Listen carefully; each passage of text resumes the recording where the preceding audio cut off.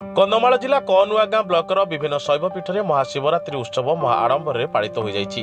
ପୁରୁଣା ନୂଆଗାଁଠାରେ ଥିବା ଅଞ୍ଚଳର ବହୁ ପୁରାତନ ରାମେଶ୍ୱର ମନ୍ଦିର ଓ ବଜାରଠାରେ ଥିବା ହରିହର ମନ୍ଦିର ସମେତ ଅନ୍ୟାନ୍ୟ ଶିବ ମନ୍ଦିରମାନଙ୍କରେ ଶିବରାତ୍ରି ଦିନ ସକାଳୁ ସକାଳୁ ଶ୍ରଦ୍ଧାଳୁମାନଙ୍କ ଭିଡ଼ ପରିଲକ୍ଷିତ ହୋଇଥିଲା।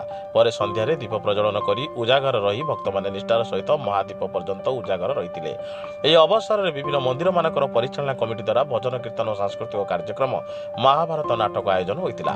ରାମେଶ୍ୱର ମନ୍ଦିର ପରିଚାଳନା କମିଟି ସଭାପତି କୃଷ୍ଣମୋହନ ପାଣିଗ୍ରାହୀଙ୍କ ନେତୃତ୍ୱରେ କର୍ତ୍ତା ଫକୀରମୋହନ ଦାସ, ପୁରୋହିତ ରବୀନ୍ଦ୍ରନାଥ ଶତପଥୀ ଓ ଶ୍ରୀଧର ତ୍ରିପାଠୀ, ପୂଜକମାଲ ରଣା ହୋମ, ଅଭିଷେକ ଓ ପ୍ରହର ପୂଜା କରିଥିଲେ। ଅନ୍ୟମାନଙ୍କ ମଧ୍ୟରେ ବରିଷ୍ଠ କର୍ମକର୍ତ୍ତା ବିକ୍ରମ ବିଶି ମାଝୀ, ବିଭୂତି ଭୂଷଣ ଦଳପତି, ସଦାନନ୍ଦ ବିଶି ମାଝୀ, ଜହରଲାଲ ବେହେରା, ମୁନା ବେହେରା, ପ୍ରମୋଦ କୁମାର ସାହୁ, ନିରଞ୍ଜନ ବିଶୋଇ, ନଳିନୀକାନ୍ତ ବିଶି ମାଝୀ, କନେଇ ବିଶୋଇ ସମେତ ଗ୍ରାମର ସମସ୍ତ ମହିଳା ପୁରୁଷ ଯୁବକଗଣ ସହଯୋଗ କରିଥିଲେ। ଆଇନ ଶୃଙ୍ଖଳା ପରିସ୍ଥିତିକୁ ଦୃଷ୍ଟିରେ ରଖି ସ୍ଥାନୀୟ ପୁଲିସ ପକ୍ଷରୁ ବ୍ୟାପକ ସୁରକ୍ଷା ବ୍ୟବସ୍ଥା କରାଯାଇଥିବା ବେଳେ ପୌରାଣିକ ନାଟକ ଶାନ୍ତି ଶୃଙ୍ଖଳାରେ ଉଦ୍ଯାପିତ ହୋଇଯାଇଛି। କନ୍ଧମାଳ ଜିଲ୍ଲା କନୁଆଗାଁରୁ ଭାଗୀରଥୀ ନାଥଙ୍କ ରିପୋର୍ଟ, ସାଇ ସତ୍ୟ ନ୍ୟୁଜ୍।